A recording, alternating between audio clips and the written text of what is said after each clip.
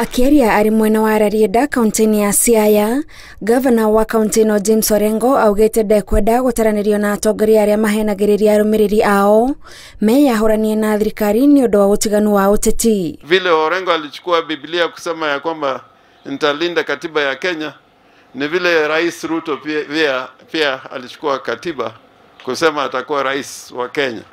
Sasa katiba hiyo ndio imesema lazima tufanye kazi kupitia taratibu ambazo zimewekwa katika katiba.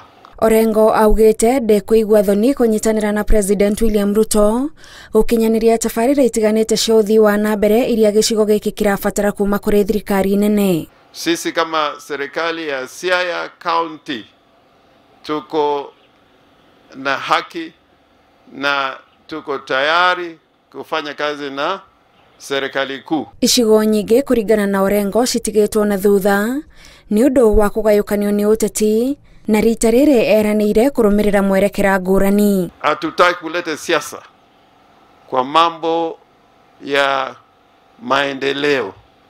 Tunataka viongozi wa serikali kuu wakija hapa tufanye kazi vile imeelezwa katika kanuni za sheria, na sisi pia tutafanya kazi tukifuatilia zile sheria ambazo zimewekwa na bunge kuu na pia bunge ugatuzi hapa Siaya. Najua tutafanya hiyo kazi pamoja. Aritie hĩndĩ ya kũrugũria tabarĩra ya matinga ma kũrĩma itemi-inĩ rĩa gũtigĩrĩra kaunti ya Siaya ni yagĩa na magetha ma kũmahũnia na kwendia nja wa kaunti ĩno. Na Kenya inaweza kuendelea mbele tu kama tuna mipango bora ya mambo ya ukulima na mambo za industries pia lazima tuwe nayo, na uongozi bora. Haya yote tukiwa nayo najua tutafaulu. Ngĩribotera Inoro TV, njĩtagwo Gathoni Wanjihia.